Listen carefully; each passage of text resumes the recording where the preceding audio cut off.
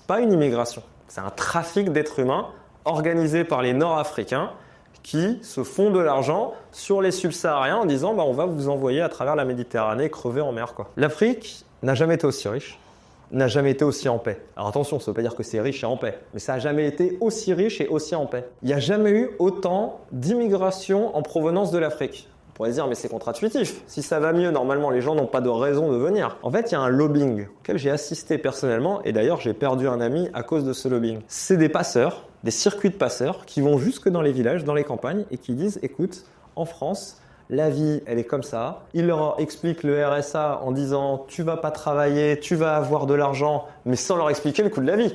Ils leur disent tu vas avoir 600 €, mais le mec il pense que 600 € en France, on vit aussi bien qu'avec 600 € à Abomey au Bénin. Bien sûr, les gars ils sont contents, ils disent mais comment on fait? Ils disent c'est facile, tu me donnes 2000 €. C'est gigantesque 2000 €. Un salaire moyen en Afrique de l'Ouest, c'est une centaine d'euros par mois, donc c'est tout le village qui s'est cotisé. Le passeur il se remplit des bateaux entiers, il se fait plus de 100 000 € sur un voyage et il n'a même pas besoin d'être présent sur le bateau. Il demande aux gens, il dit bon alors est-ce qu'il y en a un qui sait naviguer? Toi, allez.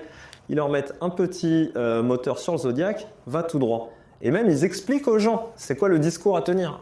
Là, on prend un bateau de réfugiés, on leur demande ils sont tous camerounais homosexuels. Pourquoi? Parce que du coup, si ils disent ce discours, ils ont automatiquement le statut de réfugié. Une fois qu'ils arrivent en France, ils déchantent. Et là, ils se retrouvent à habiter dans une tente sous un pont.